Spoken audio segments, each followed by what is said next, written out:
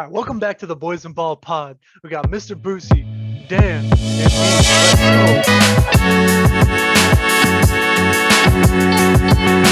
me. All right, so starting off this week, we got NCAA football. Now, we just saw an absolute crazy game this past week where Tennessee stunned Alabama and knocked them off. What's going on over there? Shit's It going was wild. it was a crazy game. It was wild. I mean, scoring out the roof. I mean, the game changer was Jalen Hyatt. The kid had 207 receiving yards and 5 receiving touchdowns in that game. Alabama could not stop him, and he was a complete X factor in that game. He had a majority of his team's receiving yards. I mean, this game was a complete shootout. Uh, he was the X factor. Alabama couldn't stop him. To me, this just reaffirmed everything we had talked about this year. Alabama's was a little overrated. Was the most beatable Alabama team this year. I didn't think they were going to slip up this game, but when you let the other team's best receiver go crazy like that, you're not going to win. It's crazy things like, you would think, that, Bryce Young would be at fault, like, a lot of turnovers, maybe didn't produce, but the kid still put up 455 passing yards, threw for 2 tutties, didn't turn the ball over, he came out and did his job. It was, that Bama defense not getting stops, like you said. You let one receiver dominate, and that can absolutely change the game. And, Yeah, I mean the kid had 6 receptions for 207 yards and 5 touchdowns. I mean, was that Tennessee defense being able to get some pressure on Bryce Young? I mean, a little bit, but in the end, it was a shootout. It was 52-49, or yeah, 52-49. It was an absolute shootout. Like, neither team was getting stops that game. I mean, I feel like Tennessee was able to run the ball way better than expected, and that was definitely a game changer. Because I mean, like, Bryce Young threw for 450 yards, didn't turn the ball over. So, like, you would think, just reading that stat line, that they won the game. But I mean, it was just, as a team, Tennessee played great. It had 182 yards as a team on the ground, was averaging almost 5 yards a carry. And then, their quarterback went for 385, and 207 of them were to his favorite top target. It's, when you're going to allow one guy that every time he touches the ball scores a touchdown, it's going to be a long night. Yeah, I mean, it's so crazy to think that both teams, like, each scored 5 touchdowns. Like, it's just wild to think that, like, as a coach, I think, even though, like, you're happy to come away with a win, you still have to be frustrated that your team gave up 49 points and, Nick Saban giving up 52. Like, it's nothing you don't want to see. You never want to see, even if you were absolutely lights out on offense. I don't know. I think for Tennessee, you accept that because, I mean, the last couple of years, they have not been good. It's been, you can really date it back to almost, Peyton Manning era in the 90s as the last time they were really a top program.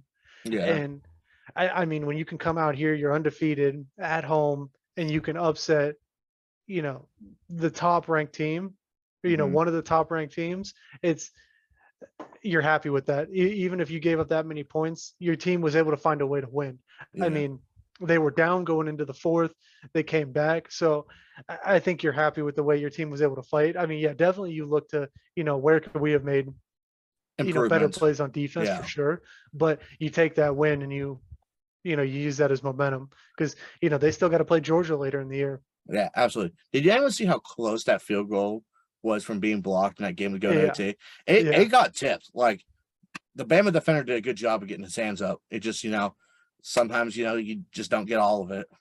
My favorite video of that whole game was afterwards. The Tennessee president is up in the box, and he's watching the game. He's smoking a cigar, and he's watching 100,000 Tennessee fans storm the field, rip down a goalpost, and he's asked, "How do you feel about this?" And he just laughs and he goes, "We'll pay for it every year."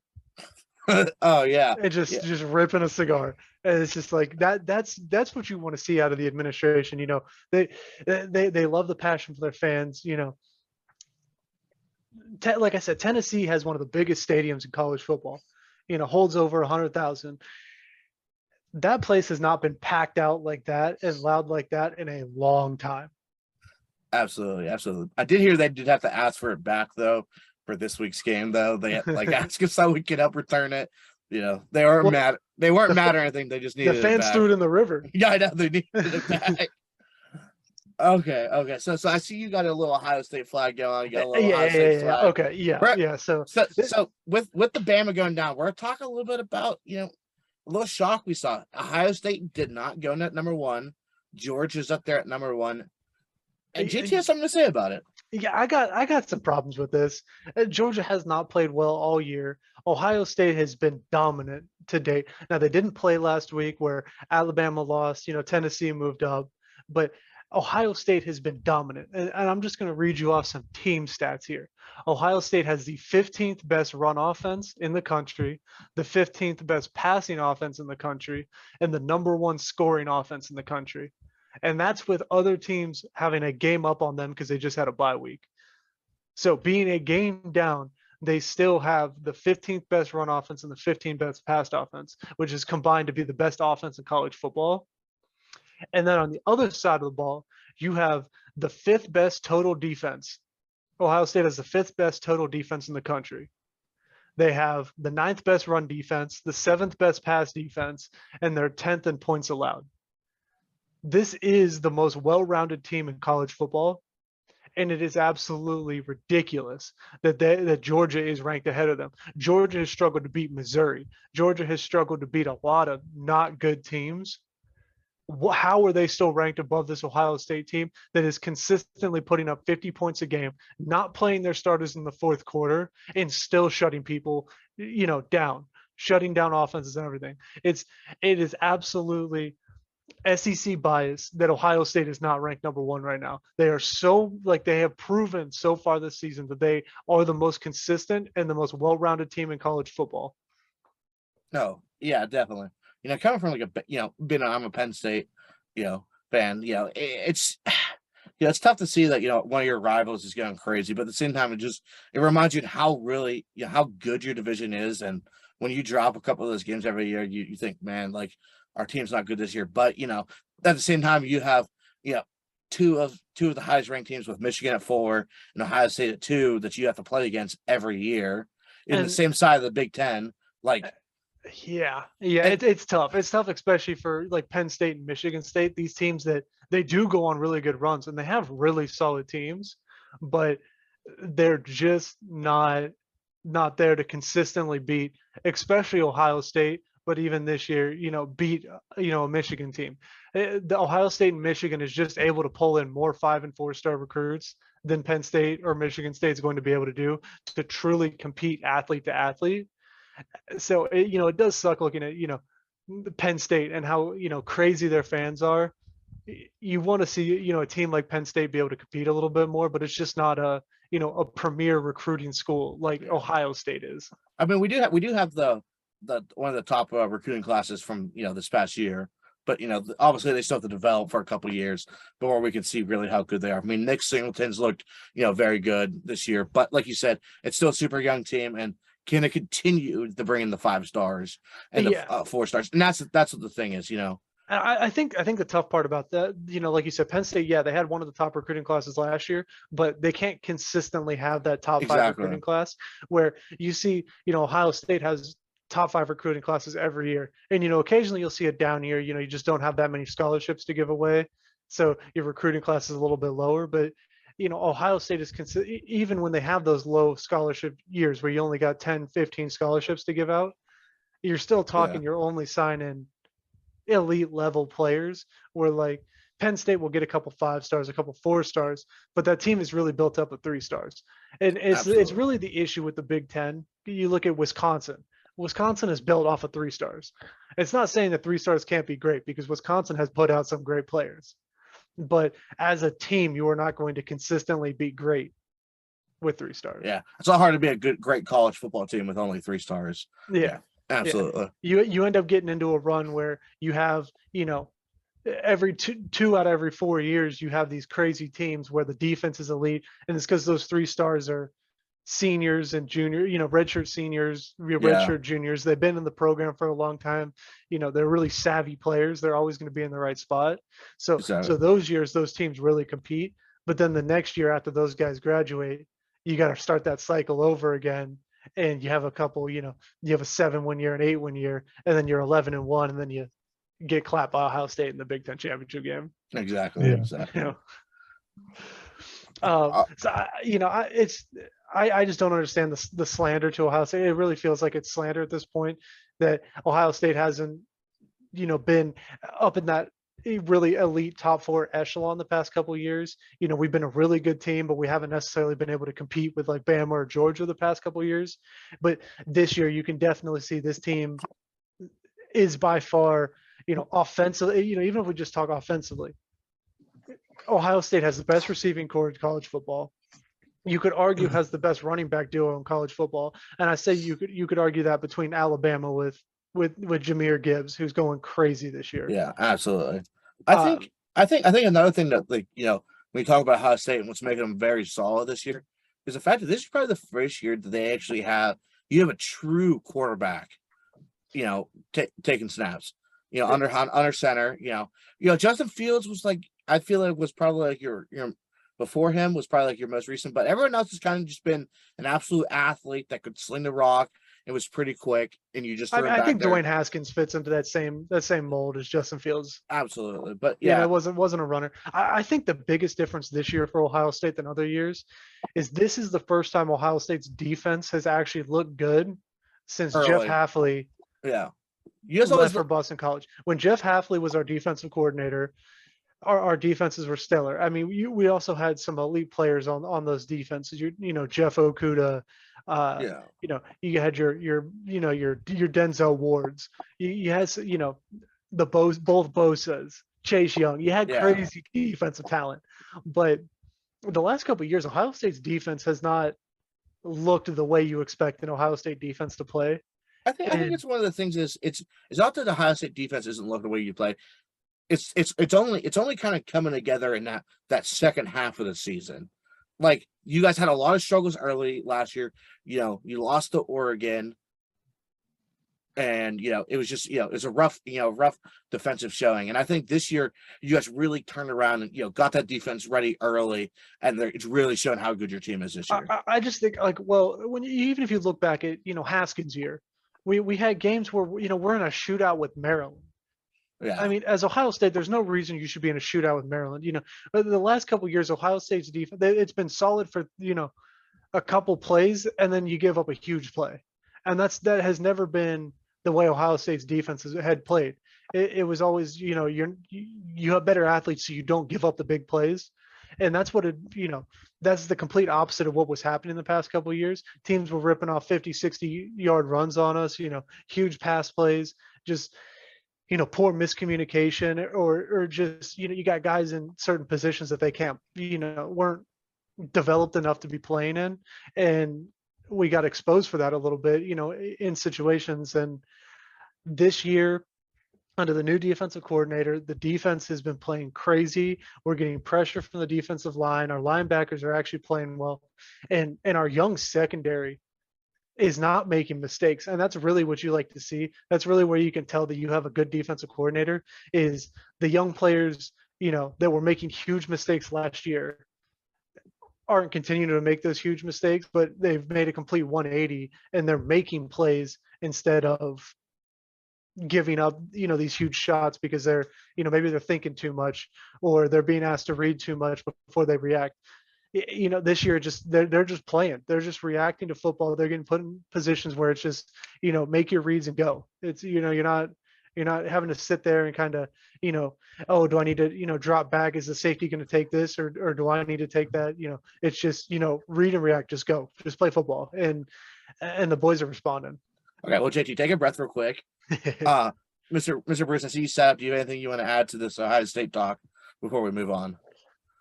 Well, I just think I'm kind of in the same boat. It's just disrespectful just because Ohio State's blown out every team they played against. Like JT said, Georgia has struggled against teams that are not even up to par with them talent-wise. Absolutely. It's just kind of ridiculous that we're not This is one. Yeah. one of the most. This is one of the most complete Ohio State teams that we've had in a long time, and for them not to be number one is absolutely ridiculous. Absolutely. I would say this is the best Ohio State team since the 2014 national championship team. Yeah, I was just about to say that. Okay. This is and we're doing this with Travion Henderson, our best running back, has missed games. Myron Williams, the other running back, missed last week. Jackson Smith-Njigba, the best receiver in college football, has played one quarter of football this season. Yeah. Like, the only game you can say that Ohio State even struggled in was the first game of the year when Jackson Smith-Njigba got hurt in the first quarter. And how did that team respond in the second half? They were losing. They gave up 60 yards in the second half, completely shut out Notre Dame, and took over that game. That's the only game where you can say Ohio State even struggled in, and they responded in the second half and said, "F that. We're not losing to this Notre Dame team. We're shutting this team out," and it's that. And since then, the team has just played lights out. Absolutely. Okay. Well, seeing that there is a cat on screen with the first name Lincoln, we're going to talk about another Lincoln Riley, and USC losing in a shootout to Utah this past week. And I think one of the big reasons to think about is this was a memorial game for Utah. Then a couple players that passed away, and they had some crazy helmets going out, some crazy art in the helmets, and it's tough to come out of when a team's got that type of energy. I mean, for sure. When you got guys playing for, something bigger than football, they always come out with some energy. But my biggest takeaway from this game is it's the same old Lincoln Riley teams. Absolutely. When it gets into the big games, his defenses don't get stops, and it turns into a shootout. And when you're playing against good teams, you're going to lose the shootout. Yeah, it's a lot harder to win those shootouts when the other team's just as good. You had a Utah team that was struggling to pass the ball for 250 yards a game, and you allowed that team to rip you off for 450 yards in the air? Like that just it can't happen. You watched UCLA obliterate this Utah team. And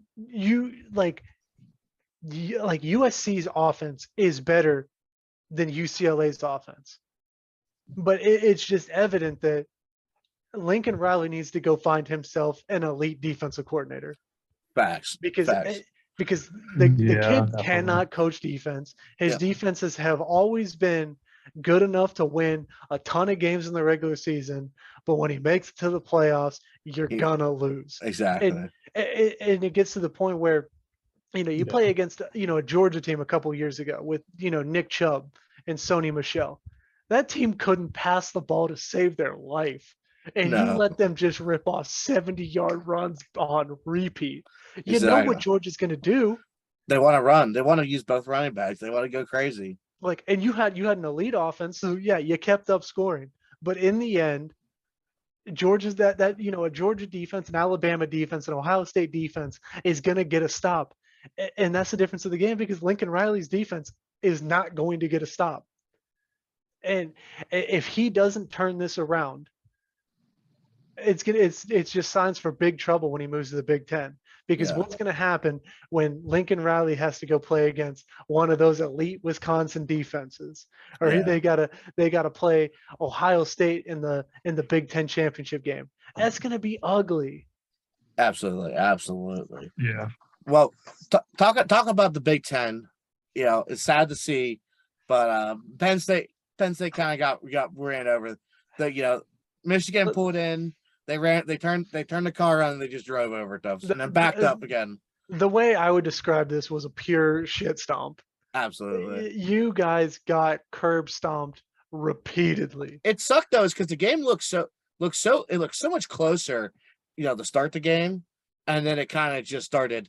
The points just started piling on, and it just wasn't close at the end. I think the reality is you look at that game. The only thing that really kept that game close early was the pick six you guys got. Oh, absolutely. Outside of that, you had this Penn State defense that before this game was one of the top defenses in the NCAA, and you gave up 400 yards on the ground. Absolutely. This gets back to that talk about Georgia. You know what Georgia's going to do? You know what Michigan's going to do? Michigan doesn't pass the ball. Michigan wants to run the ball, and they ripped off 55 carries for 420 yards. They That's averaged ridiculous. almost 8 yards a carry as a Who's they giving team. the ball to? Whoever. Both their running backs, Blake Corum had 28 carries for 166 yards and 2 touchdowns. Their backup running back, Donovan Edwards, had 16 carries for 173 yards and 2 touchdowns. Their running backs averaged 6 yards a carry and 10.8 yards a carry. Yeah. Jeez. I think one of our big things is like we need one thing for Penn State is we need to commit to a quarterback. They keep trying to flip back and forth between Sean Clifford and Drew Olari. But Sean Clifford will play like 3 quarters of the game. They're like, all right, Drew, go in. Either they need to let the kid sit and just work on practice or play the kid. I mean, by the time Drew Olari got in the game, the game was over. I know. So no, that's not a bad time because you get to get the kid in, get him some reps. So I don't hate that. The game was over. You got mollywopped. Like, why not try to get some of Drew Olari is the future of Penn State. Oh, for sure. He's going to start next year. So why not get the kids some reps, and get the kids some reps against Michigan? Playing against one of the better teams in the conference. It's better than getting him reps against Akron. Oh, for sure. So I don't mind that. It wasn't like it was Clifford played the first quarter and they put Drew Olari in the second. Sean playing back. Yeah, no. It was Clifford until the game was over, and then it was like, all right, Drew Olari. Even though was it really reps. Clifford? I mean, Clifford only threw for 120 yards. Was it really? Like I said last week with Bailey, I was picking Michigan to win this game because I trusted Sean Clifford to lose the game, and he did not let me down. I think another big thing with us losing this game is Nick Singleton and our other running backs have been putting up numbers every week, and this week, Nick Singleton got held to 20 yards. Our other running, Katron Allen got held to 16. I mean, Sean Clifford had 74 yards, but 60 of it was on one run, and his fat ass fell over before he hit the end zone. So, who really cares? I think it really just gets back to, Franklin, because even if you look back at when Penn State had Saquon Barkley and they'd go to play against Ohio State, they get away from the run. Teams key in on, Nick Singleton, Saquon Barkley, those running backs. All right, we're not going to let the running backs get going. And every time I watch Penn State, the second a team takes away those running backs, they stop running the ball. Yeah, they stop running the ball at all. And you're not Oklahoma State in 2013. You're not a Lincoln Riley team. You do not have the facilities for that. You're not that guy, pal. All right. You don't have the receivers for it. It's just your quarterback is not built to sling. I mean, he only slung the rock 20 times, in that game, but you're not built to pass the ball like that. You're built to have a very balanced game. You're not gonna make that adjustment and then all of a sudden be like, oh, they're clogging all the run lanes. Okay, well, let's just rip the ball around the field because I've got 5-star recruit wide receivers. That's not the case. That's never been the case. If Ohio State wants to say, fuck it, we're just gonna pass the ball the whole game, Ohio State has the facilities to pass the ball the whole game. We got elite receivers at our 1, 2, 3, and 4 spots. We can do it. Penn State does not have the ability to do that. It's just it's a recipe to lose, and I feel like that's why Penn State has not beat Ohio State the past couple of years. Ohio State has focused in on some of those top players, pretty much taken them out of the game, and then Penn State just folds. They don't know what to do. Yeah, Penn State's got to find more of an identity on offense than a running back carrying you to victory. Against those premier teams, it doesn't work.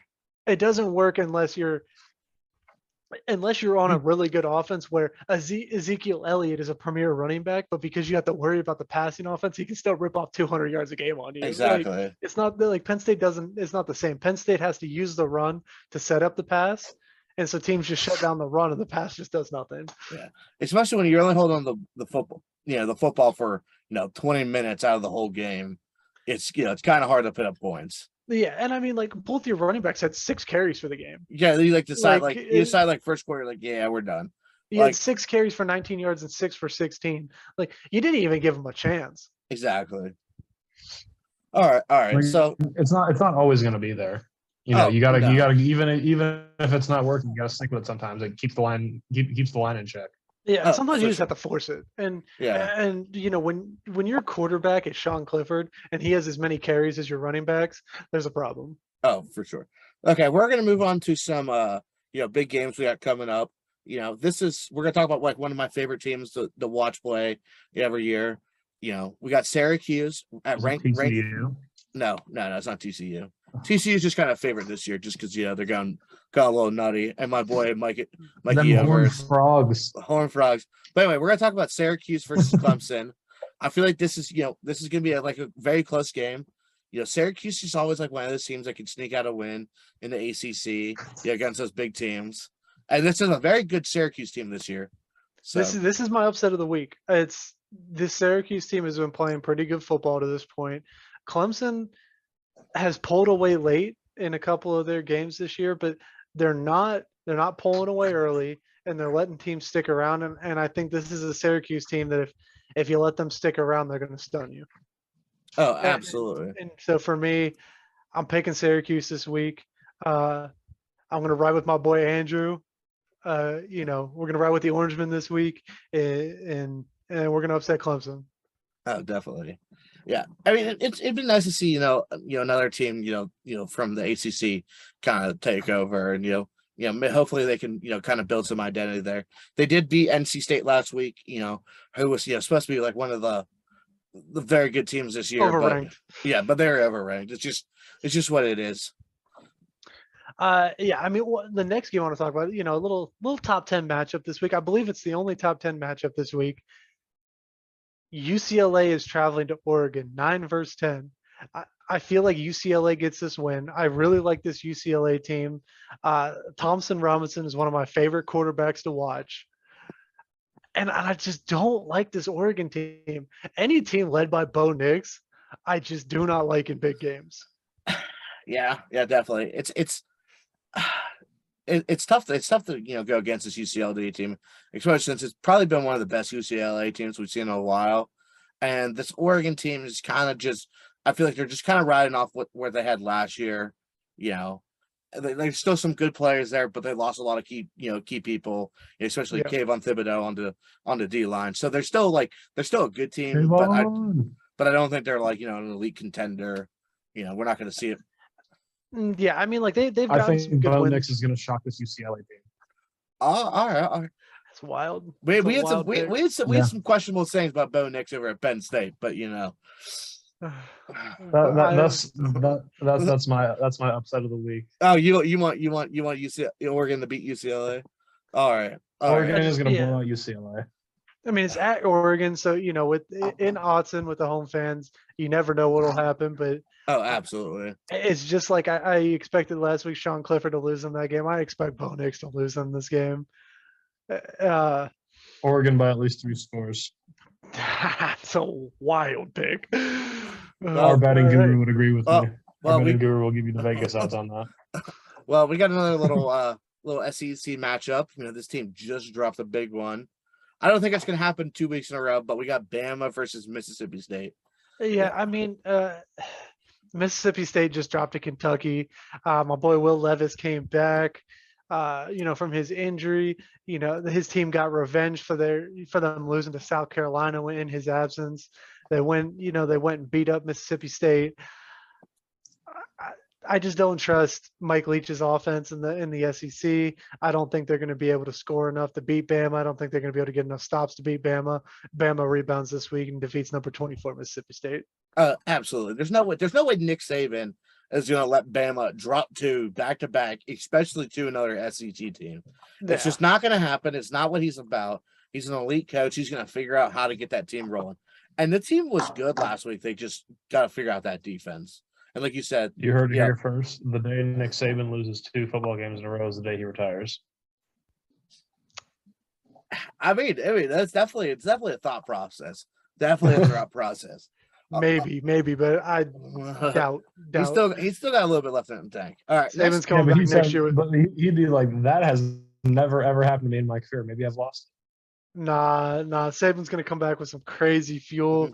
Have his team so cracked up, they're gonna blow everyone out by 35 the next year. All right. Well, the next game I'll talk about is I want to talk about Kansas State versus TCU. I really like Horned Frogs. the Horned Frogs. They're not my horn, but I do love this TCU team this year. But I think this is a very important game for Kansas State. This is probably the best team that they faced all year. And I feel if they want to stay in the top 25, they want to be talked about as a good team this year, this is a must-win for Kansas State. Now, here's the big question here. Can TCU stop the run? Because Kansas State is a run-first team. You got Adrian Martinez over there, running quarterback. You got Deuce Vaughn, the 5'8" demon at running back. They're putting up crazy rushing stats so far this year as a duo. Can TCU stop the run? If TCU can stop the run, I like TCU. But Kansas State's been running all over the Big 12. And JT, have you seen their mascot?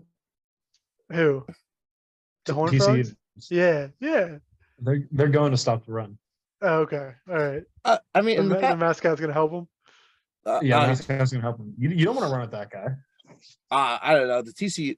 That's TCU rushing. I mean, they're letting up like 130 a game, so that's roughly where TCU is per game, rushing wise. They're letting up 130 on average, basically. So, I think my pick for this game. I think Kansas State rips off at least 200 on the ground. All right, but TCU rallies, wins a close one in the fourth. All right, bet. I mean, most of the big shootout games with TCU have been pretty close, but they've been high scoring, so I could see that definitely happen. All right, we got a little Big Ten matchup. We got 4-2 Minnesota at Happy Valley versus number 16 Penn State. I don't know, man. Can Penn State rebound, or have teams found out the weakness? Because Minnesota's going to run the ball. Oh, exactly. They don't have as good of running backs as Michigan, but you saw what Minnesota was willing to do against Ohio State last year. They're going to throw 8 linemen in that game, and they're going to try to run the ball on you. Stretch, power run, If they start pulling that out, Michigan just showed we can pass the ball for 130 yards and rip off some big runs. Yeah. Is Minnesota going to be able to do the same thing? This is a 4-2 Minnesota team. It's not the best Minnesota team we've ever seen, but this is a solid team. Yeah. Penn State's going to have to come out and play. Does Penn State bounce back this week, Dan? I like to hope so. I feel like that defensive, the defensive side of the football at Penn State has been solid. We had a very questionable game against Michigan, but I feel like some of that star power over there. I suppose you can call it star power, tries to figure out what's going on. And I feel like they stopped the Gophers this week. So the Gophers, I mean, so, I'd like to see that happen, but, I still think. Dan, what? They're Golden Gophers. I know. That's why I corrected myself. I said go. Oh, go. Oh my God. They're the Golden Gophers. They're the Golden Gophers, Dan. Put some respect on their name. It's funny because this is actually one of the few college football teams I've actually seen play live. Minnesota. but I definitely think I think it's a solid chance that Penn State wins. It's hard, they're gonna try to get back and run that football. I agree with you. I like Penn State this week. I don't think Minnesota has enough to win, but I don't think last week trended well for Penn State. No, I think this showed when they got to go play Ohio State in a couple weeks. What's going to happen? This is not going to be a fun game for Penn State. Oh, absolutely not. All right. Well, talking about Ohio State, you got Iowa traveling to Ohio State. Now, I mean, I just don't think this game's going to be close. I don't think this is going to be a fun game. You got an Iowa team that's been putting up they put up 7 points in the first week where they won, and it was two safeties and a field goal. This is an Iowa team that cannot move the football. This defense is not the elite Iowa defenses that pop up every once in a while. This is going to be a rough one. Ohio State's coming off a bye. They're rested. Jackson Smith and Jigba's projected to be back. This is going to be ugly. Marvin Harrison's looking crazy. They came on to a different sport. We're talking about the NBA, as we just had the NBA tip off this past week. Something I want to talk about. I was like, seeing a lot of videos around YouTube and some other sports podcasts talk about the Lakers and some of their issues that they're struggling with. I know JT wanted to say something about the Westbrook issue. I wanted to talk about how they're trying to build this big three with AD, Braun, and Westbrook, who kind of all come off like being great shooters or good shooters, and they have no shooters to surround a big three that can't shoot, and it's going to cost some games this year. So JT, if you want to start off with us, talk about it. I think that Westbrook just has to get traded.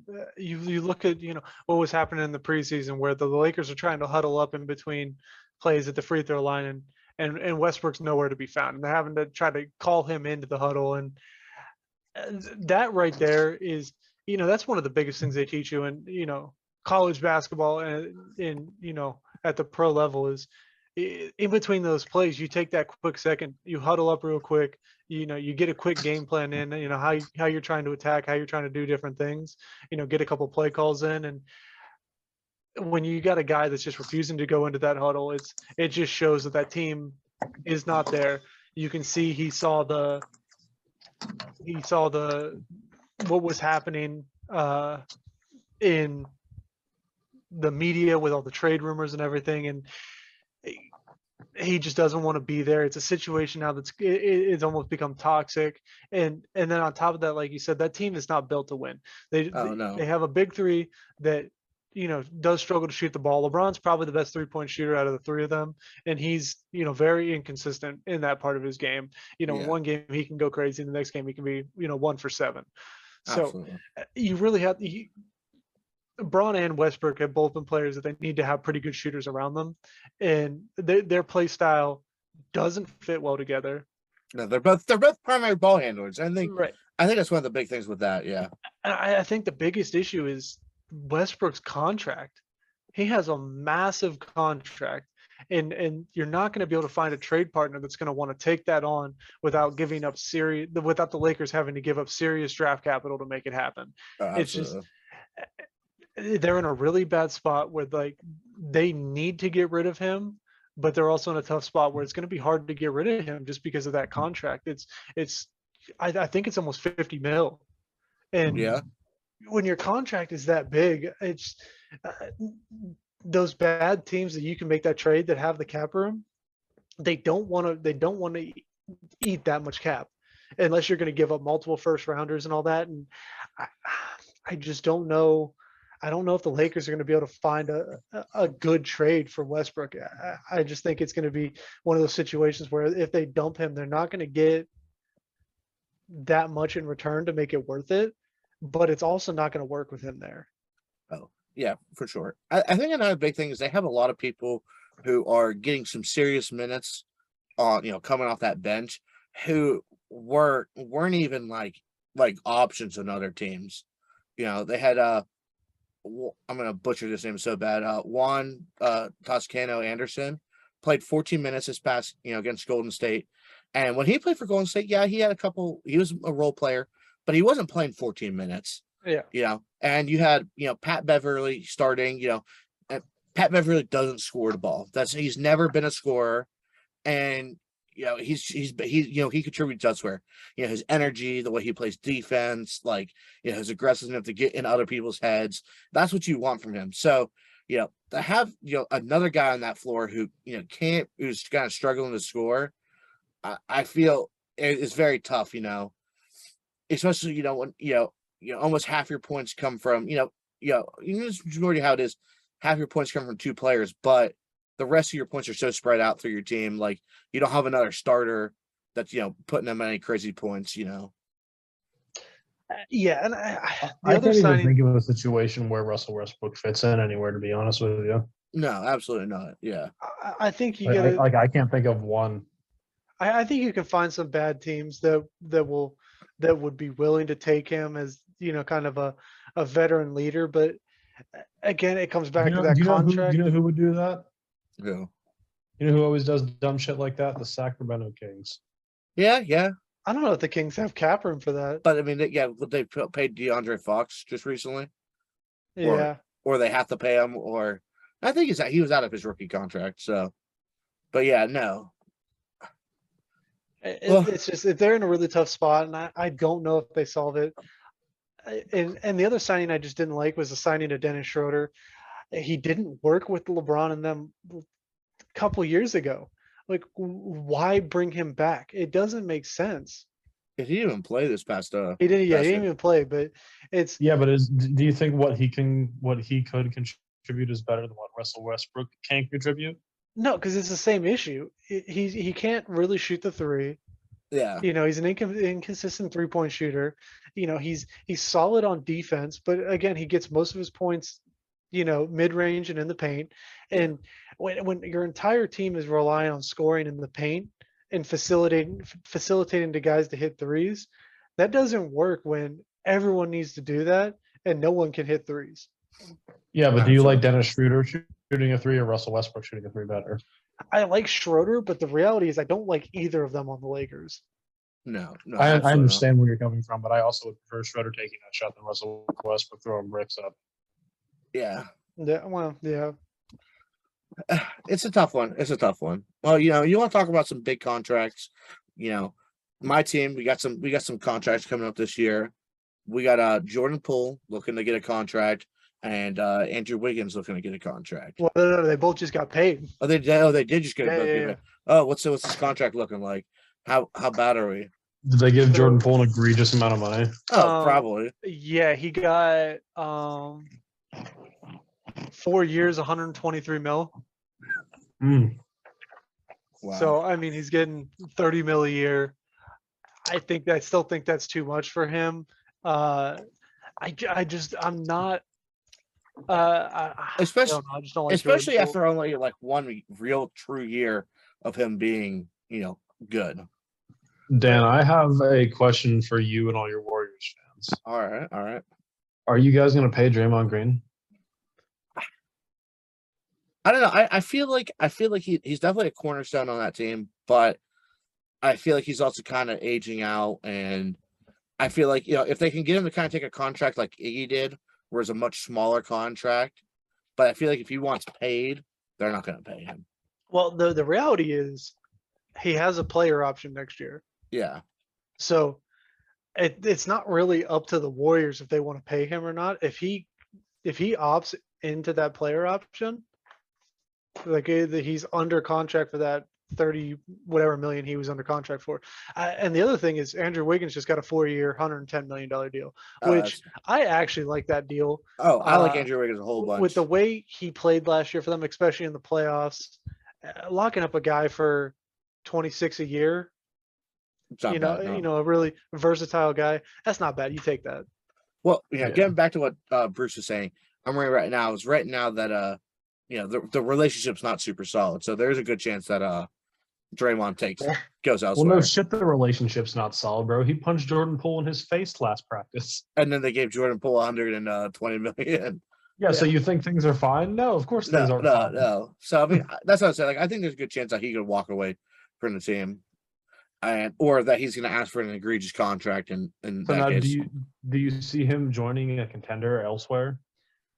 There's been a lot of talk about him going to LA. What's the team that Draymond Green goes to that gets under your skin as a Warriors fan, Daniel? I feel like him going to Lakers would kind of be rough. Like I said, there's a lot of LA talk with Draymond. Yeah. To one of those LA teams. He likes that California life, I mean, I think I'd like him better on the Clippers. He probably fit better, but he's more of a diva. I think he'd be more attracted to the Lakers. Yeah, but the Clippers don't really have a diva. They'd have a diva and they'd have Kawhi Leonard. The man who doesn't talk at all. Yeah, you get the two most extremes. Yeah, I mean, I guess I don't know. I just with where Draymond's at, I feel like he's way more intricate to the Warriors organization as a whole than people want to give him credit for. Oh no, absolutely. He's such a defensive cornerstone on that team. Like that's just like only people realize how much he does. Like even though he's not like maybe not getting like like a whole bunch of blocks like he was the one season, But Yeah, but he you know, has some of it's, the you know, best court vision of power forwards in the league. exactly. That's what I'm saying. Like he Like gets he that. brings the ball up the floor for you guys sometimes.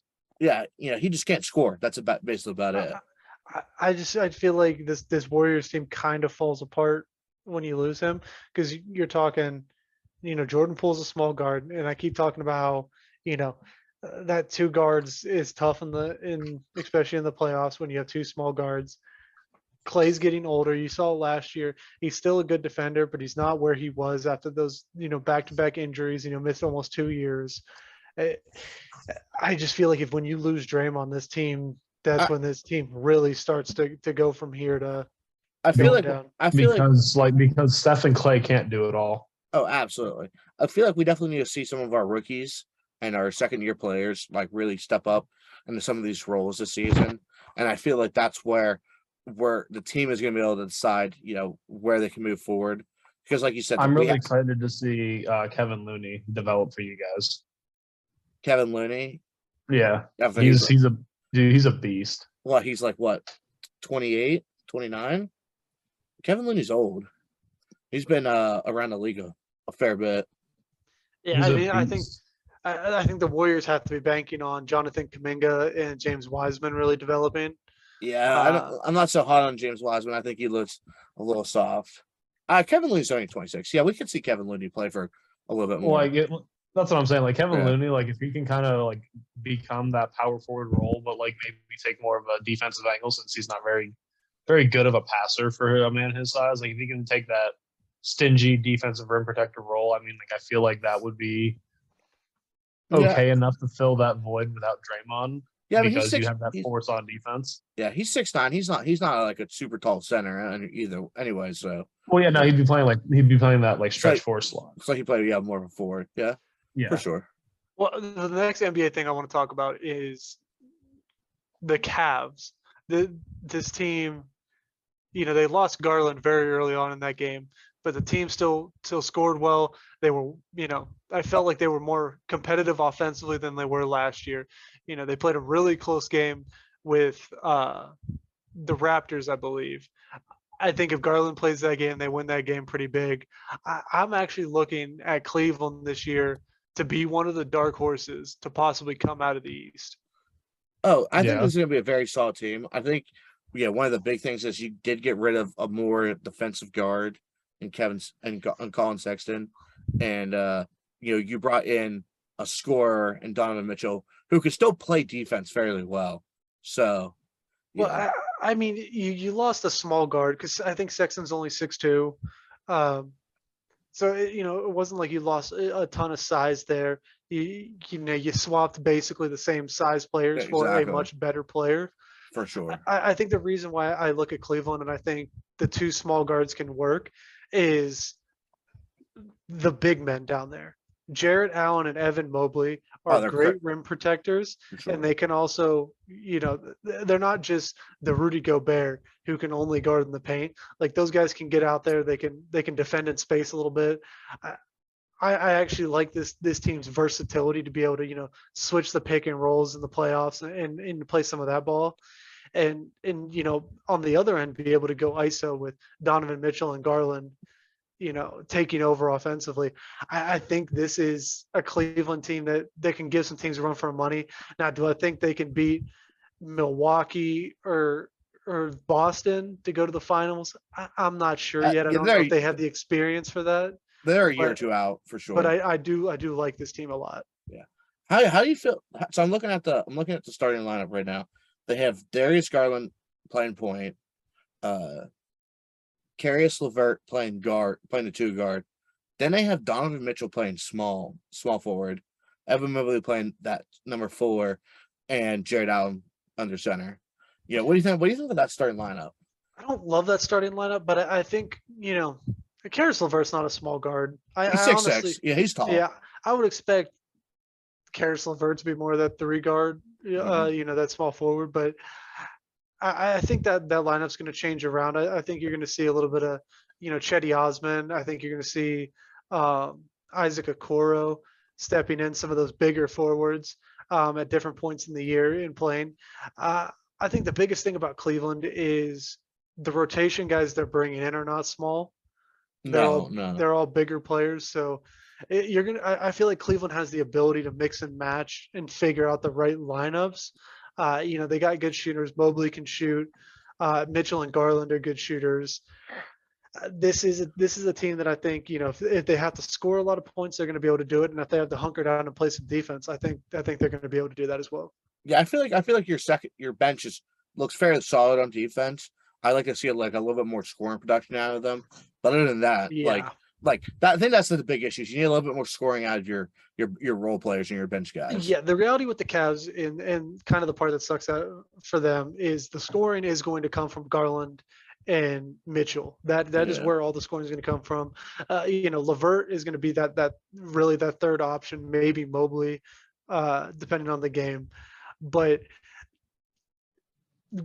Garland is probably your primary scorer, and you got Donovan Mitchell. Like, those guys can score, and the reality is in the playoffs, if you're going to win, all you really need is 1 to 2 elite scorers, and you can win in the playoffs. So if they get hot, they go on a run. This team can definitely do it. Oh, for sure. All right, yeah. All right. The last one we want to talk about is Phoenix. Phoenix in their opening game against Dallas, Damian Lee hit a game winner. Now, I really like this Dallas team. I think Christian Wood fits in with this team so much better than Porzingis did. I think he fits in with Luka so much better. Now, you need to see the kid hit more free throws. I think he was 3 for 10 from the free throw line. That's got to be better. But everything else that he did on the floor that night was exactly was great. If you're gonna have a big man get hacked that much, you need to have him, get turn that 3 points into 10 points. That literally helps you win. Can you hit 60%, bud? Exactly. At least hit 60%. And the hope is it was just one bad game, and that's not what the season's going to look like. But you can't have him getting to the free throw line that much and missing that many. That's that was a deciding factor in that game. If you really look at it, he makes 3 more free throws, they win that game. Yeah, I feel like you saw like after Luka tried to jack up that last 3. That as the buzzer rang, that he looked frustrated. Yeah.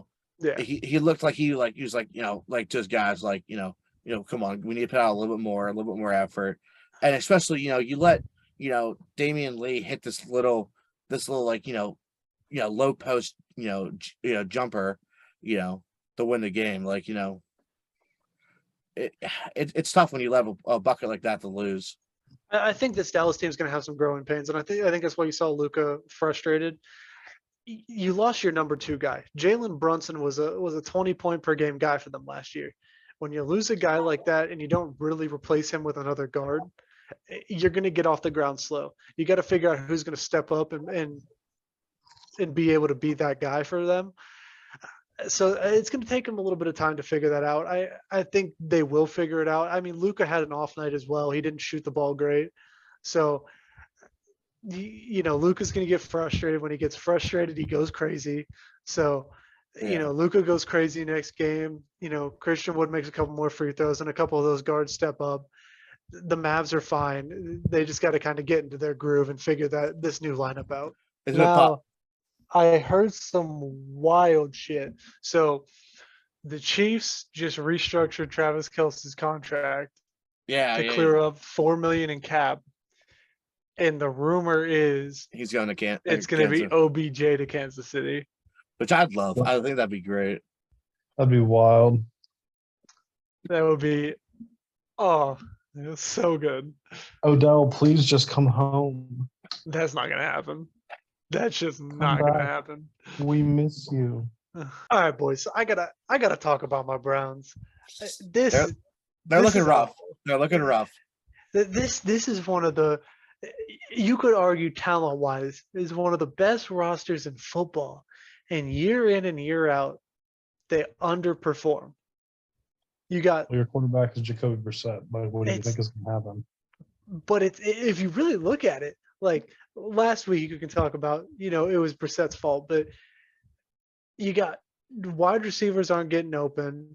The run game was slow last week. Defense is giving up big plays. Defense, last week the run defense was better, but it's still not good. In my opinion, Stefanski needs to be on the hot seat. he's going for it on fourth down, especially in the red zone, way too much. You're seeing us lose super close games and continuously on 4th and 1 in the red zone. Instead of taking 3, we go for it, we don't get it, and then we lose the game by 2 points. Yeah. At some point, you got to learn, take your points when you can. I get it, certain situations in the game, the offense is hot, you go for it.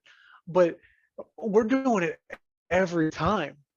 And at some point, you're hurting your team more than you're helping it. And we have reached that point where you're hurting our team. Stefanski needs to be on the hot seat. Joe Wood's defense is not working.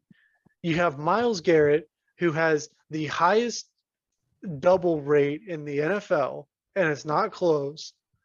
He's facing double teams every play. We're not getting to the quarterback. We're not blitzing. And we're playing soft zone coverage. You got man-to-man corners. Denzel Ward is a man corner. Greedy Williams is a man corner. Why are we playing soft coverage? And we can't stop the run, and we're playing 2 deep safety. Get a safety down the box. Every year they got to talk about Joe Woods is not making he's got to make the defense simpler. And they made the defense simpler for the guys. At some point you got to change what you're doing. And it shouldn't be after you're giving up 200 yards to the Falcons and you lose because they just run the ball in the second half. At some point it's coaching, and we've gotten to the point where our special teams and our defense is continuously getting destroyed because we're not putting guys in the right positions. And I think our special teams coordinator needs to go.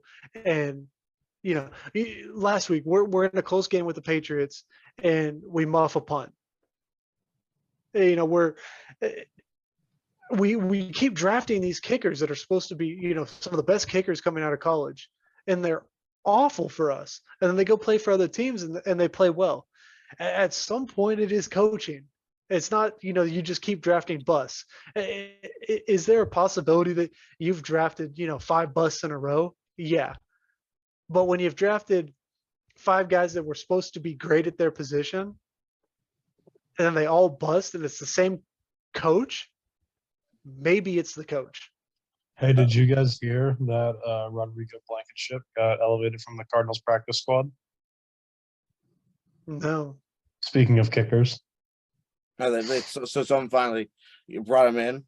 Yeah. No, the Cardinals activated him from their practice squad. I didn't realize Blankenship was not kicking for Indy. Yeah, he got cut after week 1. I didn't know that either. Yeah, straight up missed those a game winners. Some of that were missed a couple of field goals that game, and they straight cut him. Kicking's tough in the NFL.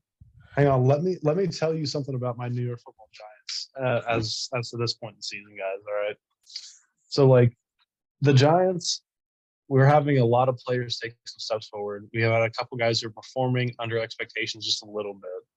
Kayvon came back, made some big plays against Baltimore for us, but we're moving forward into the next third of the season, and we're gonna have to take the Jaguars at home. We have a 2-game road stretch.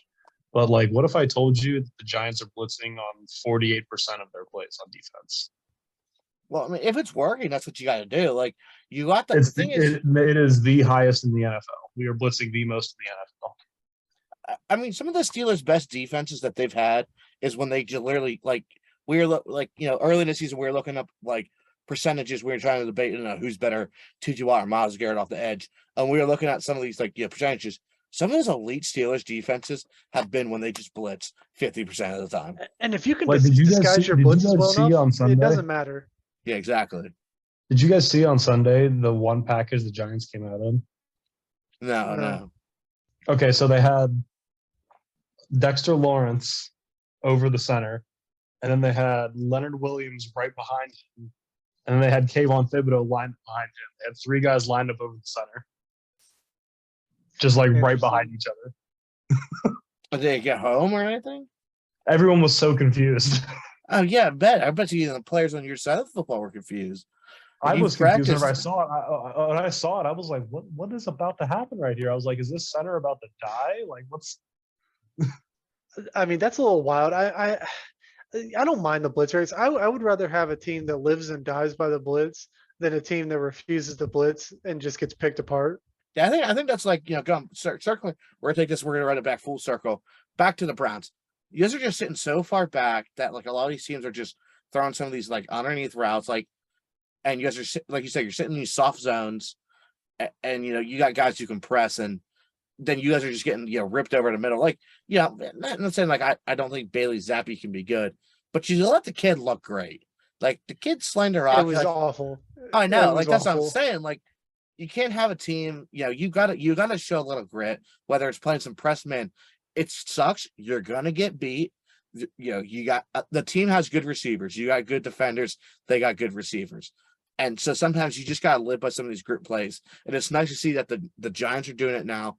They're they're blitzing a bunch. They're running these like weird packages. They're trying to do something to fool the offense instead of the offense trying to fool the defense. And that's what I like to see. Yeah, I was 100% confused whenever I saw them line up with that over that center. I'm sure Lamar was making all kinds of audibles. The center was having all kinds of discussions like, "Hey, I'm not sure who you're supposed to, so just guard somebody." Like Exactly. but it was a stunt. So like Kayvon on that play, Kayvon Thibodeau came forward and he like stepped back and it was like kind of a little stunt blitz. Yeah. Well, speaking of defenses, the Jags had one of the best defenses to start this season. They were playing out of their mind, and they've kind of fallen apart the last couple of weeks, both offensively and defensively. Was the Jags start a fluke? Evan Ingram revenge game. I don't know. It's like it sucks though, because like you really like this Jags team coming in. They started out, like you said, they started out super hot. They beat a couple teams. That a lot of people thought that they shouldn't beat, like when they beat the Chargers. But I feel like we're back to seeing what the Jags were, which is a team that has the possibility to be good, but still is missing a bunch of key components that they just have yet to draft. And I think that's what it is. It's not that they're not good. It's not that it was a fluke. It's teams have now seen them for 6-7 weeks now, and they understand where the holes are in that team, offense and defensively. And that's why, you have, Matt Ryan look good, and the Colts came out with a big win last week. So I just think find that's myself what it rooting is. for Trevor Lawrence. Like I want Trevor Lawrence to succeed. I like some of the young building blocks with the Jags. Trevor Lawrence, James Robinson, even Christian Kirk, the way he was able to play, to start the year. On the other side of the ball, Josh Allen and The superior Trayvon draft. Walker. I like some of their building blocks, but this team is just not there yet. They still need a lot of pieces on that team. And I was really surprised with the way they started, but I think this goes back to that Panthers team a couple of years ago that started off like 6-0. Yeah, and then ended the season like 6-10. Like this kind of reminds me of that team. Got off to a hot start, got a couple teams early. The teams figure you out, and you just don't have enough to be able to overcome. Teams keying in on some of the best things you were doing. Yeah, because even if you look at the Jags like offense this past game against the Colts, the run game was solid.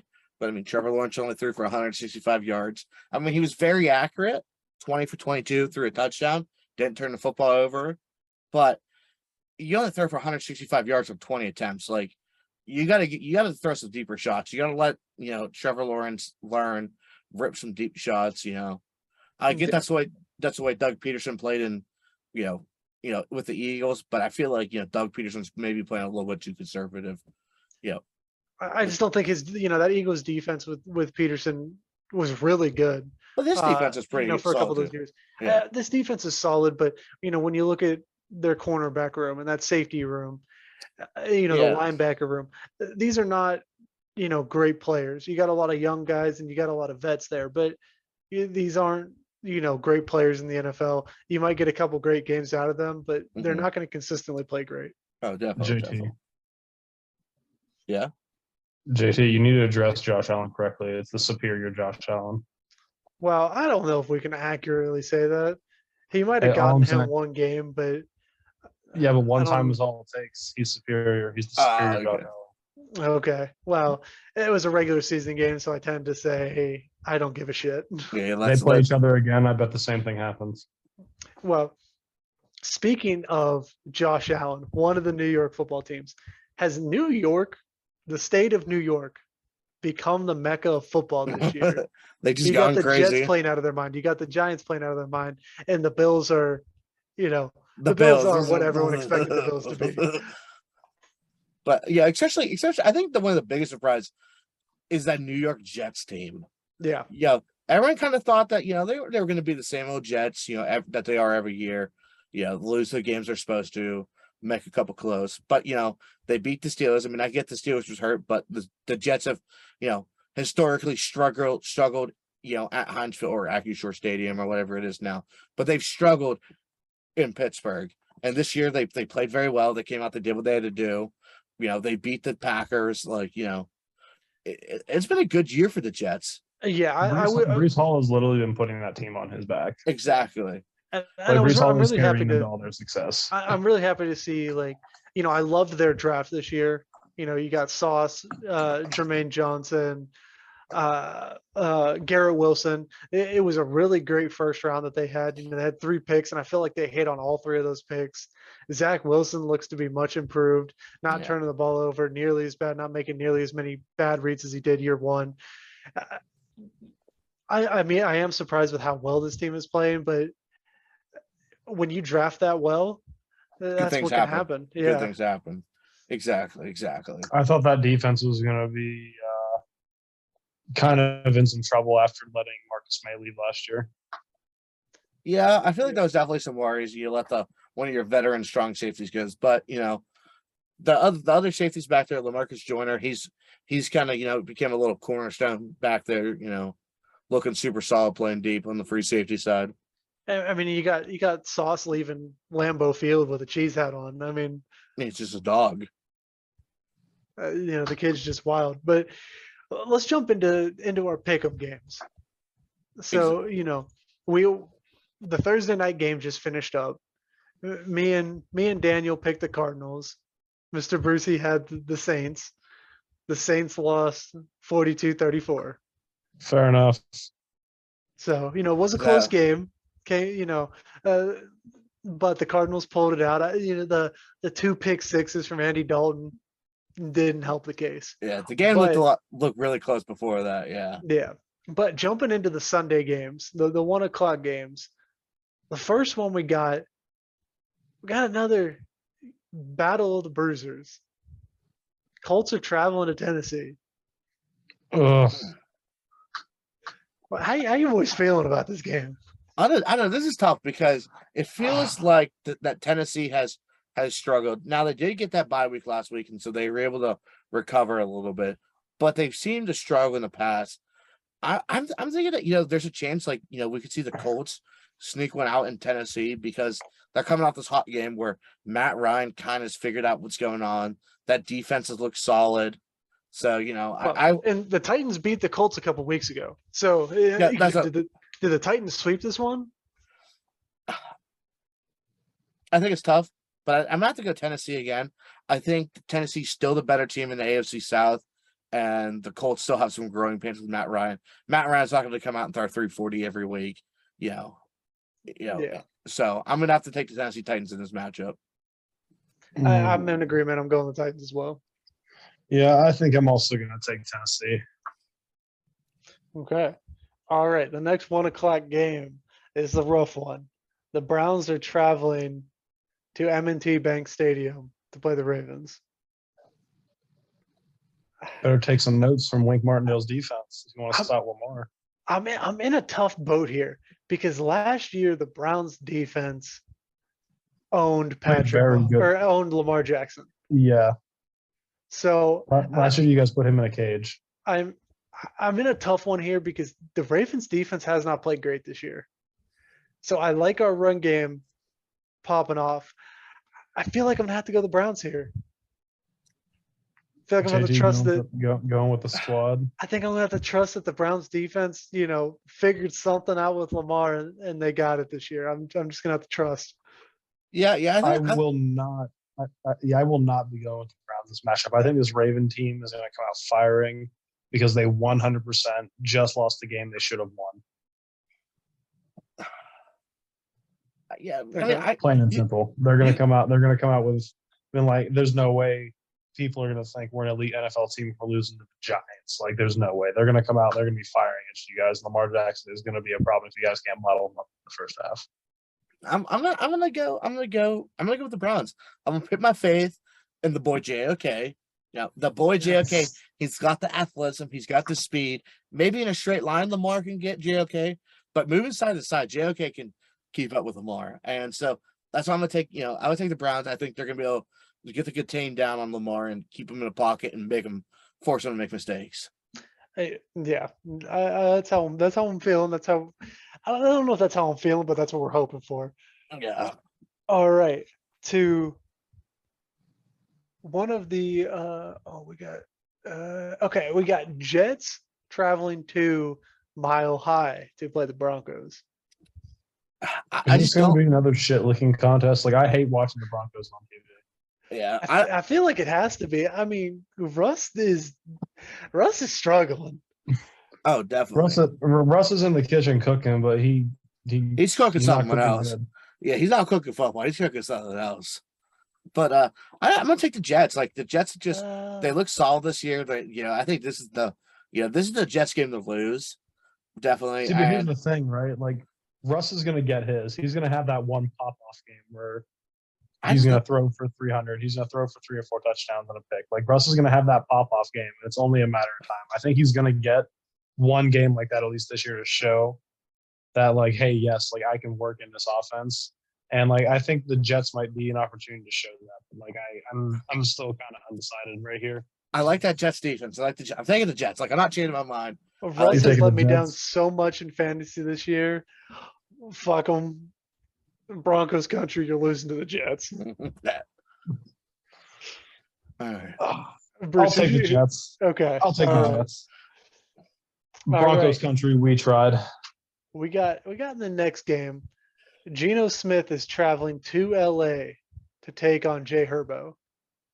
So is it drunk Geno or is it Uncle Geno coming? That's a good question. That's what we're here to decipher from you, Mr. Bruce. That is the question. That has always been the question. Which Geno Smith are you going to get? Are you going to get the one that's going to throw for 275 and 3 touchdowns, or the one that's going to throw 3 interceptions and fumble twice? Yeah. I think I'm gonna have to go with the Chargers in this game. I think they're getting back on track. They're getting the run game going. Keenan Allen should be back. I'm rolling Chargers. Exactly. That's a big point for me. Keenan Allen's back. Austin Eckler's already kind of seemed like he's found his rhythm, so they don't got to worry about the run game. Now they just got an extra weapon out there. Jay Herbo's been looking solid, swinging to some of these backup receivers. But now that he's going to have his favorite target back out there, I definitely think we're going to see the Chargers look a little bit more electric on offense. I think electric Chargers. Good pun. I think that a hurt Jay Herbo is better than Geno Smith on his best day. So I'll also take the Chargers. Yeah. I mean, Jay Herbo's definitely had a couple weeks to recover, so I think he's feeling a little bit more solid. But yeah. I think, especially last week, he looked good. It looks like it's not bothering him too much anymore. The next game we got here, the Atlanta Falcons are traveling to Cincinnati. I'm taking Cincy. I think Cincy showed flashes of that team from last week, and I like the way Cincy's kind of feeling right now, the way they're rolling. So I'm gonna take the Falcons. Another Bengals versus another NFC South team, but I'm taking the Falcons. You're like the Falcons. I think this is not the Falcons. Bengals. My bad. Yeah, I was going to say. I was like, you sure? I think this is the game the Cincinnati Bengals need. They need this one. If they can't pick this win up, it just pretty much tells the whole world, hey, yeah, last year was a fluke because we can't beat the Falcons. Yeah, and I mean, if you look at the AFC North, the Bengals and the Ravens are tied for first place at 3-3, and the Browns and Steelers are tied for third place at 2-4. Well, no, we're not tied for third place. The Browns have third place because we beat the Steelers. There you But go. the division is super close. The Bengals need this win. I think they're going to come out, play some aggressive football, and this Falcons team just can't pass the ball. So I'm going to go Bengals. Excellent. The next game we got one of the best defenses in football right now. The Cowboys are at home against the struggling Lions. Is Dak Prescott back? He's clear to play. He's cleared to play. Let's see if it says he's back or not. I believe he is supposed to play this week. Okay. But I like the way this Cowboys defense has been playing. The Lions they kind of fell apart. I think they really do need Jameson Williams back. I'm going to go Cowboys here. I will also take them boys. I feel like Dak Prescott coming back, he gets a good warm-up game against the Lions, the Detroit Lions. They've got some pieces, but like there's a whole lot to be desired out of that young team still. And I think Dak having a chance to come back in with a kind of warm-up game, in a sense, like he'll perform at or near their expectation for a first game back. I agree with that. I think the Cowboys are going to win. They're definitely the better team. I know they lost, last week to the Eagles, but that Eagles is a very good Eagles team. And with the Lions struggling as much as they are, it's just, it looks like a short pick to take the Cowboys. Yeah. I do expect Michael Gallup to make some plays this game. Oh, definitely. I really do. So the next game we got, the Green Bay Packers are traveling to Maryland to play the Commanders. I think the Packers are the team in this matchup. I know Aaron Rodgers has struggled in a couple of games recently. The Packers have struggled in a couple of games recently, but Aaron Rodgers is still an elite quarterback. He's going to figure it out. He's going to get the ball rolling. And, with the Commanders, looking a little sus as they are, with Tyler Heineke coming in this week with Carson Wentz, after his broken finger, I think this is a good chance for the Packers to get back on track and, win a game against the Commanders. Yeah, the Commanders are struggling right now. Jahan Dotson, I believe, is going to miss this week. Without him to bring some versatility to that wide receiver room, I think I'm just going to have to pick the Packers. I think it's going to be too much for Terry to carry. I think that the Packers have worse receivers, but I think the quarterback is going to be the marginal difference here, so I'm also going to pick the Packers. All right. The next game, we got a little divisional game. The Buccaneers are traveling to North Carolina to play the Panthers. Bucks, next question. I don't know if it's that simple. Yeah, the Bucks struggled last week against the Steelers. Yeah, but the Panthers just got rid of their best playmaker. I wouldn't say their best playmaker. I would say DJ Moore is their best. Christian McCaffrey. Yeah. So, yeah. And they're not exactly in the best position to throw the ball against the Buccaneers defense. Yeah, that's true. Losing CMC hurts. They just fired their coach. I'm also going to go Bucks. I just think this Panthers team's in disarray right now. Yeah, they got to figure some things out, but it's definitely, I'm taking the Bucks in this game. All right, the next one, we got the New York Football Giants traveling to Jacksonville to play the Jaguars. Duval, what do you guys think? I want to hear your guys' insight on this. I'm taking the New York Football Giants this week. I think at this point you just got to ride with the Giants. I mean, they're on a hot streak. They're winning tight games. Jaguars team has been struggling. And Giants continue to roll. Exactly. Let's roll, Big Blue. Let's go. I'm taking my Football Giants over these Duval County Jaguars. All right. Well, we got a battle of the bottom right here. We got the Texans traveling to Las Vegas to play the Raiders. 1-3-1 playing 1-4. That's tough. I think this is the game where the Raiders come alive. I'm gonna have to agree with you. I think this is a game Devontae Adams is gonna easily be able to take over. I don't think this Texans defense has enough to be able to stop all the Raiders' weapons. Josh Jacobs has been getting it going on the ground, and this Texans team is just it's still in rebuild mode. It's not a team that's built to compete. We'll So see. Like, I'm confident in the fact that, like, even if the Texans spent all day doubling Devontae Adams, like Hunter Renfrow would eat them Oh, Yeah. probably. Darren Waller, up. yeah. Like, But I mean, I'm gonna switch it up here. I'm taking the Texans in this game. Now, Okay. hear me out. I like the kid Damian Pierce. I think he's just absolute steal out of the draft that the Texans got. He's looking, super solid. The Raiders' run defense has looked, pretty suspect. I don't think they played super solid against the run, but and Damian Pierce has just kind of ran over people this year. So I feel like they're going to kind of try to ride that, Damian Pierce, and let Davis Mills just be a game manager and not try to force the ball into his hand. And I feel like there's enough frustration on the Raiders team, that they're missing some big connections that they thought were going to be there. I got to take the Texans. Okay. All right. The next and last 4 p.m. game. This is a good one.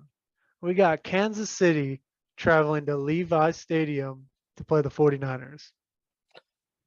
hey, with newly acquired CMC, I kind of like their odds a little bit better. But because does I he don't know- play? Yeah, I don't know if he'll He be just got he active. got traded on Thursday night. Does he Yeah. play on Sunday? Or if he plays, how limited is he going to be? Yeah. I imagine he will get cleared to play for Sunday, but I imagine his role will be limited. Yeah, I feel like they're gonna still stick with Jeff Wilson, but at least for this week. You know, Maybe they'll do some fun gadget stuff with like Wildcat and like do some stuff with him and Debo. yeah. Maybe. This 49ers team worries me. I mean, they just dropped the game to the Falcons. I had them winning last week, and Jimmy G threw 3 picks. Didn't look good. They're kind of going glass cannon this year. Yeah, I'm gonna have to go with the Chiefs. The Chiefs are hot. They gotta, their offense is really spread the ball around. Who's hot each week. They're finding ways to win. I like the Chiefs here. Oh, The absolutely. 49ers are struggling too much for me. Yeah, I definitely like the Chiefs. I think Patrick Mahomes is kind of finding that form with his receivers. He's getting the ball to who's open. He's not trying to force things. So I definitely think the Chiefs are looking more solid. They're kind of coming back to that offensive prowess that they've had. I'm also going to take the Chiefs here because after seeing Juju Smith-Schuster kind of come alive last game for Patrick Mahomes and make a play in a big moment, like I think Juju's kind of hitting his step a little bit.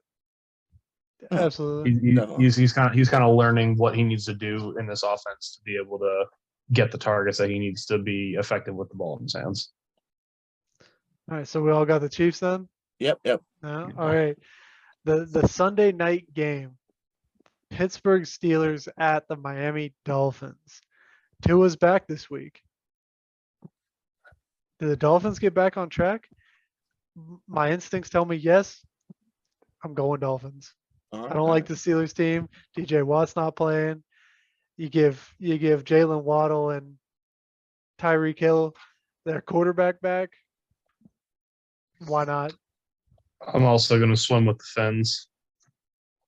I will be going against Pittsburgh and rookie Kenny Pickett. I have a question. Like, is Kenny Pickett still the unquestioned starter here, or Yep, because Mitchell yeah. Trubisky was Yeah. They said I Pickett starting. An hour ago, Okay. they confirmed that Kenny Pickett's starting. Yeah. Okay, see, I didn't know because like Mitchell Trubisky came in and was like he led you guys to that game-winning drive. I get so I'm gonna take the Steelers this week. I know that they're looking like the underdogs in this game, which they probably are. But I'm kind of liking the way this team's kind of flowing right now. Yeah, they're missing a couple key players, but that didn't keep them out of last week's game, and they were able to come back and win it. So I'm hoping to kind of keep that grit going, and I hope they with Tua kind of trying to find his rhythm back, with it being his first game, back playing. I'm hoping that he falls and the Steelers are able to pull out a dub. So I'm gonna take the Steelers in this game. Okay. All right. Monday Night Football. Oh, this is a tough one. The Chicago Bears are traveling to Gillette to play the Patriots. It's the battle 2-4 versus 3-3. This is gonna be a grimy football game. I'm taking the Patriots all day. I feel like playing Monday night at Gillette. The weather's starting to change. It's football season. Up in Massachusetts. At Foxborough, they're It's gonna be good. Mac Jones is gonna be back. You know, Dan, I think it's gonna be a good game. Dan, all of our fans are wondering, who do you prefer? Do you prefer Mac Jones or Bailey Zappi? I mean, as of right now, I prefer Mac Jones. The kid, Bailey Zappi's still young, but Mac Jones is young too. But I think Mac Jones has got a little bit more flow in that team right now. So I'm gonna take Mac Jones. Okay, I just figured I'd ask because, Yeah. I've heard people like, oh, they should let Bailey Zappi start. Mac Jones obviously isn't Tom Brady. No one's Tom Brady, okay? Exactly. I mean, Yeah. I mean, right now they're saying that the debate. Every team's goal is to go into the draft and find the next Tom Brady. You know how Now- many times Tom Brady's been found? Once. You can see how ignorant Patriots fans are though, because Mac Jones was the next Tom Brady, and then Bailey Zapp came in, won a couple football games, and now they're saying Mac Jones was Drew They're like, oh, Bledsoe. this kid, but Mac Jones was yeah. Drew Bledsoe, and Bailey Zappi's Tom Brady. Yeah. It's ridiculous. You're not going to find another 6th-round pick that's going to go out and win 7 Super Bowls. It's not going to happen, not Yeah. for a while at least. I'm just letting you know right now. Bill Belichick in his mind has no question who the starter is, and that's Mac Jones. They've been talking, why Mac Jones has been recovering from this high ankle sprain. The report just came out that, the starting quarterback room isn't even close. It's Mac Jones all the way. You do need to remember, though, that Bailey Zappi does have the zoomies, so be careful. He does have the zoomies. This is true. So let's get back to it. Dan's got the Patriots. Who you got, Mr. Boost?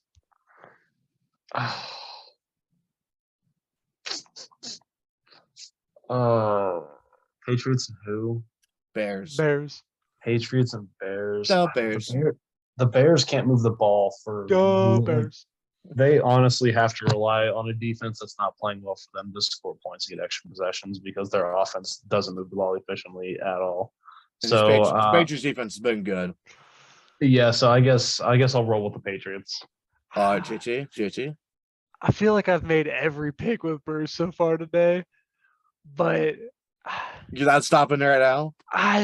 fuck it, we're not stopping now. We're going Patriots. I've got because the Bears they're not playing football right now. No, They're not not at all. moving the ball on offense. They're not really getting a lot of stops on defense. I expected this matchup will just be down to a difference in coaching and personnel. All right. So our next segment is we got our boy Bailey coming back again this week. He's going to make some betting picks for us. Now I'll turn it over to him right now. All right, it's Bailey's bitch picks. That was offensive to my people. What's up, Bailey? What kind of picks you got going on today? Well, first off, we're going to start with Mr. Derrick Henry. They have 66.5 rushing yards against this Colts defense. I think it's a little offensive. Now, the Colts do rank 20th best in rushing defense, which you could say 20th worst, but still. That's not great. Yeah. Derrick Henry has always, if Mr. Jesse was here, has always ran very great against the AFC South. This is an AFC divisional game. Tennessee is at home against the Colts. I'm taking Derrick Henry over 67 yards. It's just a dub. The past 2 weeks, he's revived himself a bit. He's rushed for almost 200 yards over the past 2 weeks. I think Derrick Henry's a safe bet for over 67 yards. Then the next one, Joe Mixon, another rushing total. He is going to be facing the New Orleans Saints. The New Orleans Saints just had a 6th-round draft pick in Eno Benjamin. Put up over almost 130 scrimmage yards against them out of the backfield. I feel confident in the Bengals offensive line that Joe Mixon gets running. Wait, hold on. We just watched the Saints play for this week.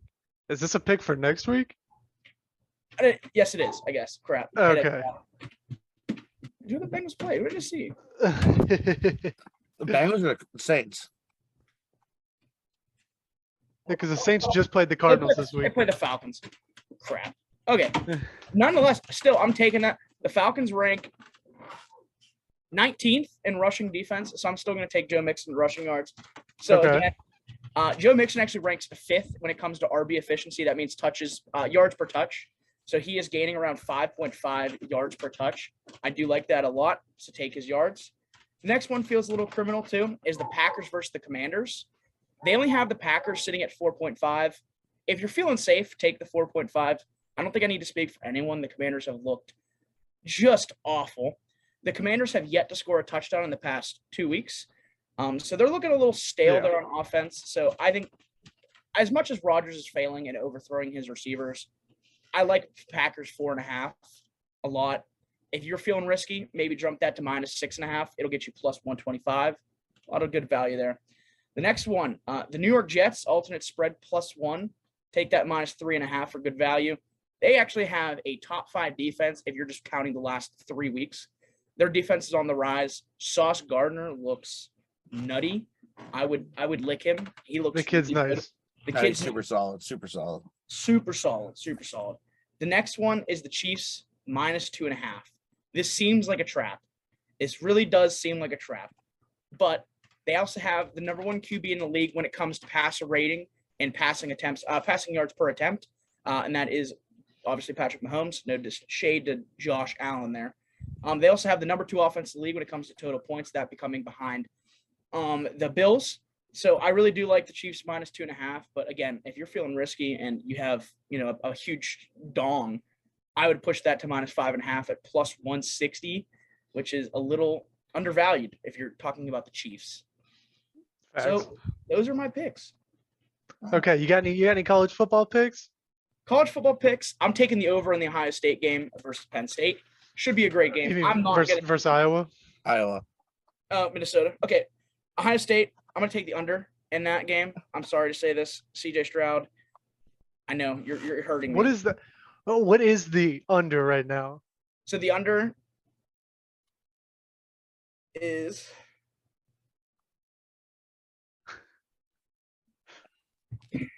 JT's a little frustrated. He just had a big segment earlier about how great the Ohio State is. Because I feel like this is a wild pick right here. You're talking about an Iowa team that cannot Okay. score. Listen, okay, I have the total. So they have the total right now sitting at 49 points. Hear me out. If you go through the past Iowa games, Mhm. all 6 of them so far, can you find me one game that has hit over 49 points? Okay, yeah, but if Iowa puts up 7 points against Ohio yes. State, I'm not what saying is going to happen? I'm not saying that Iowa is going to put up 20-point points. What I'm banking on is, as you just said, Spencer Petras with that offense is dog shit. Do. But what's working very well for that Iowa defense as a Big Ten team, and it always happens, is that defense. Now, I'm not saying that they're going to stop CJ Stroud. I'm really not. I'm not. Because But Jackson Smith and Jig was supposed to be back. I feel What like I'm this is what I'm foreseeing is roughly like a 35-7 game right now. I feel like you could push that to like 45-7. 52. I still like the under. Now, Penn State versus Minnesota is currently at -18.5. I kind of like +18.5 for Minnesota. Minnesota is always a tough team that plays Penn State. They're coming into a whiteout game. This is not going to be a sloshing. This is not going to be Penn State shitting on them. This is a whiteout game. They're coming in equally as revved up. I do like Minnesota +18.5. All right. Okay. Yeah, I can respect that one because I mean, like we talked about last week, Sean Clifford's trash. He will find a way to keep games close. He will. I think 18.5 for a Minnesota who has, I believe, the second best rusher in the Big Ten. That Muhammad guy, I forget his last name, but his first name is Muhammad. He's behind Blake Corum in terms of rushing. He's nutty at that running back position. So I think he's rushed over 700 yards because he had 550 going into last week. So depending on what he had last week, he's that running back's rough. Yeah, and honestly, with the way you guys played run defense, this could be a long game. What sucked Muhammad is Ibrahim.